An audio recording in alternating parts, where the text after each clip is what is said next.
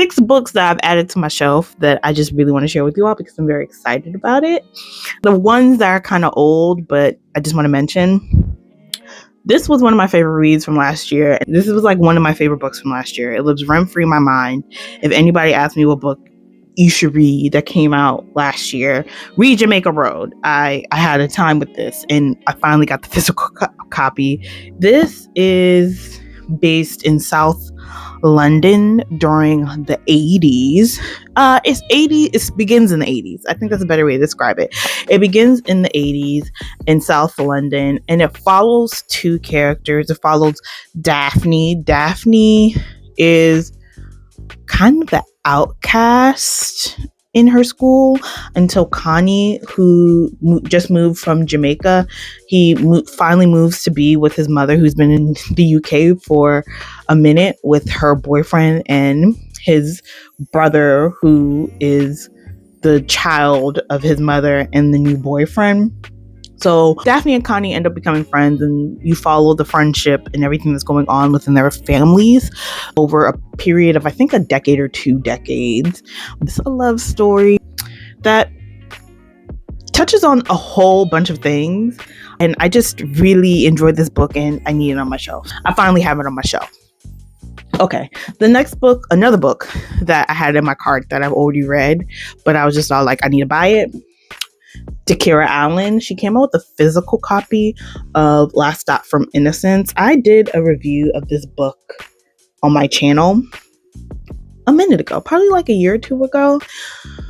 This is the first book that I read from Takerra, Last Stop from Innocence. And baby, I think I read it in like a night. It was so good. She came out with a special edition copy and I bought it. And I'm very excited and happy to have this on my shelf.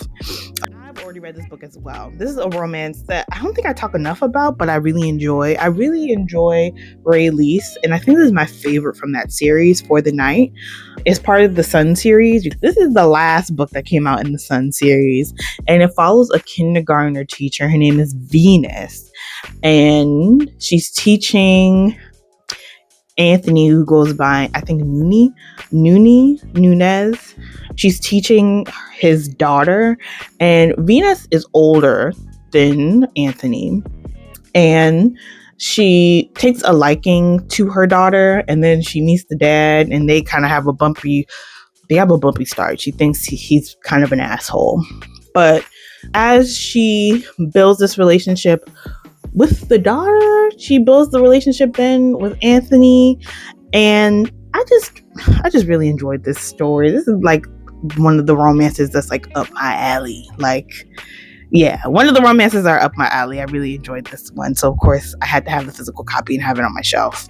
Okay, ones that I haven't read that I'm adding to my shelf, and actually is going to be part of 2 of them are going to be part of a separate video that I'm slowly building my collection for.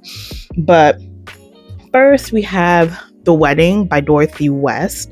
I've just been seeing this book a lot on my timeline.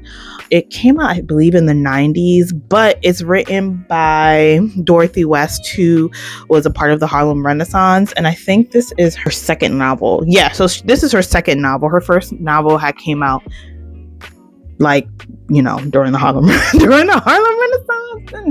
And 50 years later, she came out with The Wedding, and The Wedding is a story that takes place, I think, in Martha's Vineyard, and it follows this black bourgeoisie family, and the daughter, her name is Shelby, is supposed to marry this white jazz musician from New York, and the family's kind of shocked and grappling with it, and I think that's what this story follows. I've been trying to read more Black classics from Black women, and I've gotten so much from those specific writings, and most of them have ended up being like my favorite reads by the end of the year. The last 2 books I have are translated works. This is what I'm working on. I do want to do a video where I'm reading translated works. I think the only translated work I have on my shelf right now, the only translated fiction I have is Confrontations by Simone Atanganya Bekono. I believe she lives in the Netherlands, but is of Cameroonian descent. There is a Brazilian booktuber, I'll put the picture up here, that I occasionally watch. A couple of years ago, she did a video about Black women writers that she enjoys, and she listed off a couple of Black Brazilian women writers. And granted, the ones that you recommended, most of them weren't translated at the time. But within that time, there has been two of them. That's a lie. One of them have been translated. Another one I found, not the work that I really wanted. That one's not translated, but another work by them that I picked up. So the first book that got translated, I think last year, was Solitaria by Eliana Alves Cruz.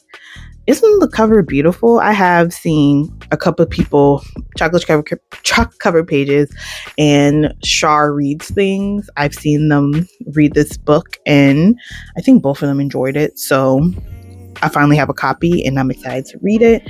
And then the last book I have is Ponia Visencio by, I think it's Vicencio. It's Vicencio Evaristo. Apologies. And this one you can't really see the cover because it's kind of dark.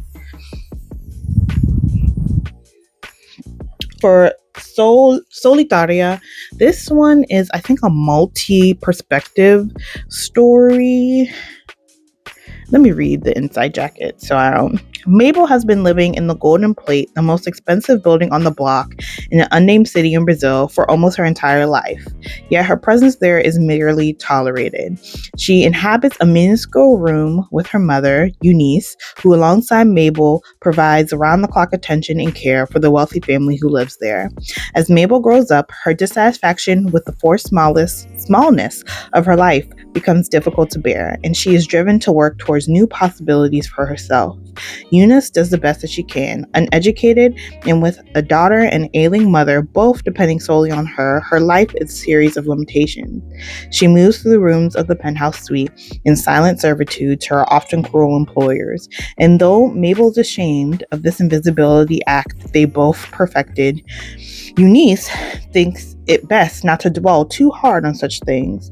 But when tragedy strikes the Golden Plate and Eunice finds herself at the center of an increasingly public scandal, Eunice must decide if she can face the indifference and injustices of the ruling class she has spent so long orbiting.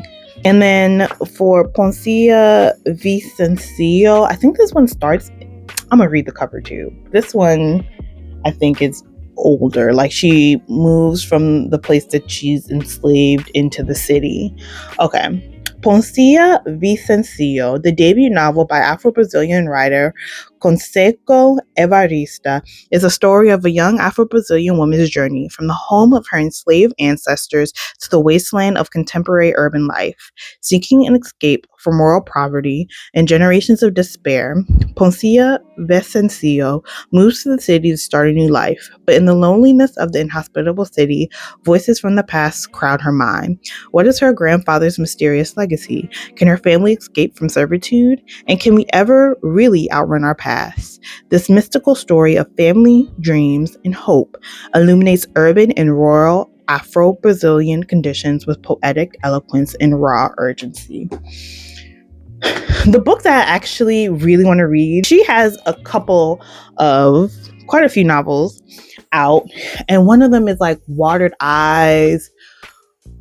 I think it's like it translated to like Watered Eyes or Watery Eyes or something. I put the picture here. It's like I'll put the picture of the book here. And that one just sounds super interesting, and I would love to read it if I knew Portuguese. It's not translated. I don't know Portuguese, so somebody translate the book so I can read it, please. But until then, I'm gonna read this one. And I have a couple other books that I have my eyes on that are translated works. I'll probably post an article down below, but I think it's Vanderbilt University. They have started, or Vanderbilt University Press.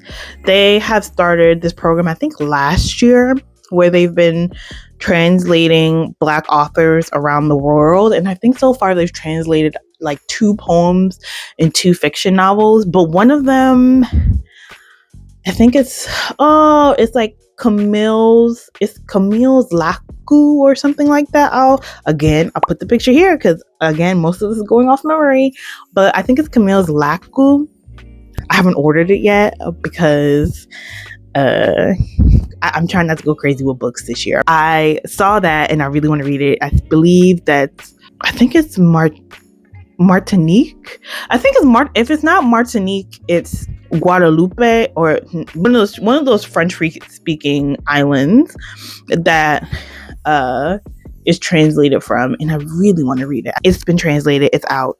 But yeah, those are the books that I have. I'm so sorry, you all. I did not realize that my camera had died. So, as always, we'll continue our conversation in the comments.